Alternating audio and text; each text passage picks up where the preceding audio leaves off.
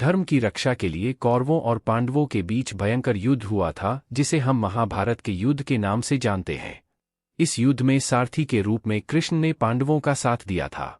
महाभारत में कई ऐसे नाजुक मौके आए जहां पर भगवान कृष्ण ने अर्जुन के प्राणों की रक्षा की थी। उन्हीं में से एक प्रसंग यह भी है। महाभारत के युद्ध में जयद्रथ नाम का एक योद्धा था जो कौरवों की तरफ से युद्ध कर रहा था। युद्ध के दौरान जब एक दिन अर्जुन लड़ते लड़ते युद्धक्षेत्र से काफी दूर तक निकल गए थे, तब इसका फायदा उठाते हुए जयद्रथ सहित कौरवों ने अर्जुन के पुत्र अभिमन्यु को चक्रव्यूह में फंसाकर वध कर दिया था। अभिमन्यु की मृत्यु का समाचार जब अर्जुन को मिला तो वह बेहद क्रोधित हो उठे। अर्जुन युद्ध के मैदान के बीचों बीच पहुंचे और सबके सामने जयद्रथ को चुनौती दी। तब अर्जुन ने प्रतिज्ञा लेते हुए कहा कि कल मैं जयद्रथ का वध करके अपने पुत्र की मौत का बदला लूंगा। यदि मैं सूर्यास्त से पहले वध न कर सका तो मैं अपने प्राण त्याग दूंगा।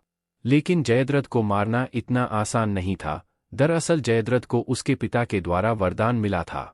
वरदान के अनुसार जो भी जयद्रथ को मारेगा और उसका सिर जमीन पर गिराएगा, उसके सिर के हजारों टुकड़े हो जाएंगे। यही एक कारण है कि कुरुक्षेत्र युद्ध में जयद्रथ को मारना बेहद मुश्किल हो गया था। तब जयद्रथ को बाहर निकालने के लिए भगवान श्री कृष्ण ने अपने सुदर्शन चक्र का सहारा लिया। उन्होंने सुदर्शन चक्र की मदद से सूर्य को थोड़ी देर के लिए छिपा लिया और शाम हो गई। शाम होते ही जयद्रथ अपनी सेना के कवच से बाहर आ गया। तब श्री कृष्ण ने अर्जुन को आदेश देते हुए कहा कि तुम्हारा शत्रु अब तुम्हारे सामने है और उसको मिले वरदान के बारे में बताया। तब अर्जुन का तीर जयद्रथ का सिर काटते हुए हवा में उड़ाकर ले गया और सीधा जयद्रथ के पिता की गोद में जा गिरा।